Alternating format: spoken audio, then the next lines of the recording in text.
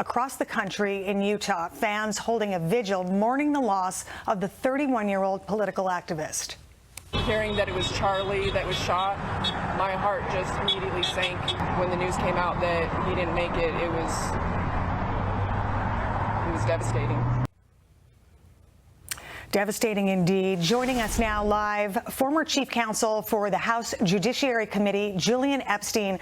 Julian, thank you so much for joining us on the program tonight. You've certainly been around politics for a very long time. How do you characterize this assassination of Charlie Kirk? Well, Anita, thank you for having me. It is a dark day, as you mentioned at the top of the broadcast. And I think, like tens of millions of Americans, I was devastated, horrified. And I think essentially because of two reasons. One is so many people on this network today have talked about the character of Charlie Kirk, the kind person, the decent, the great husband, the respectful person, the brilliant person. He was a person of extraordinary character. But I think secondly, Anita, it's because Charlie really represented the best in American politics. We live in an era now where people call their political opponents bad names. They call them Nazis and fascists and all these kinds of things. Charlie never did that. Charlie represented the best approach, which was the Socratic approach. He went into the lion's den, mostly progressives and universities, and by using simple questioning and dissecting the reasoning, he would often show that progressives had not really fully understood or fully thought out their own positions. And that is why a lot of people on the left really disliked him. There's nothing that a progressive likes less than finding out that they don't fully understand the implications of the policies that they advocate. But this was the best in American politics. This is how politics is supposed to be run, through respectful debate and examining the other person's arguments and showing them where their weaknesses are. And that's what Charlie did. And he's one of the only people in contemporary politics that really did that. And he certainly mastered that. And I was in awe of his work. I say that I'm, a lifelong Democrat. I was in awe of his work. I think he was just somebody that showed the rest of us as to how politics should be conducted.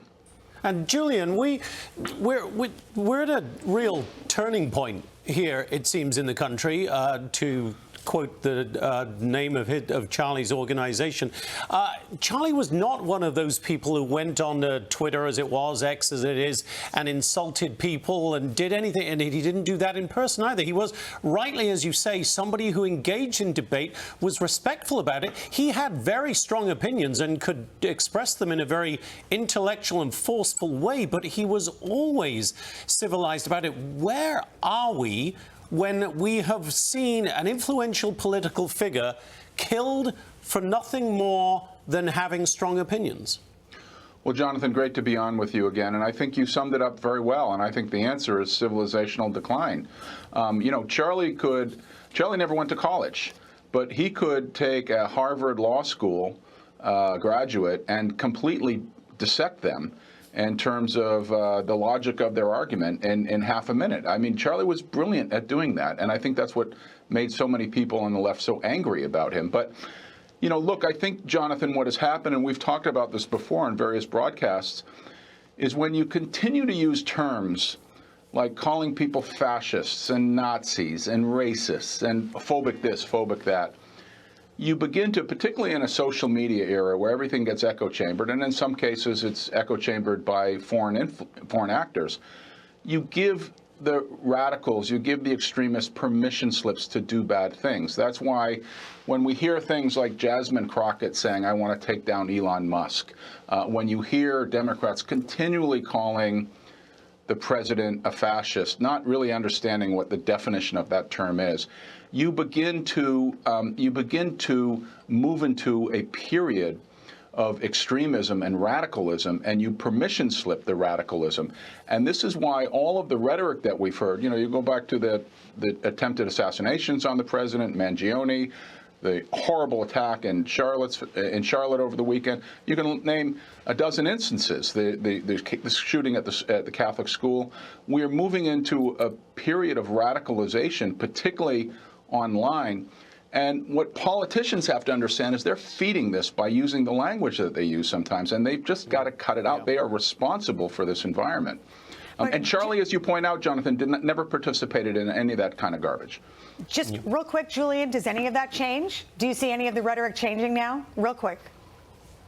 I hope so. I'd like to say I'm optimistic. I'm not, but I hope so. And I think if leaders in the Democratic Party want to be serious about this, they should step up and take some responsibility. And I think Republicans have to do the same. I think it happens on both sides.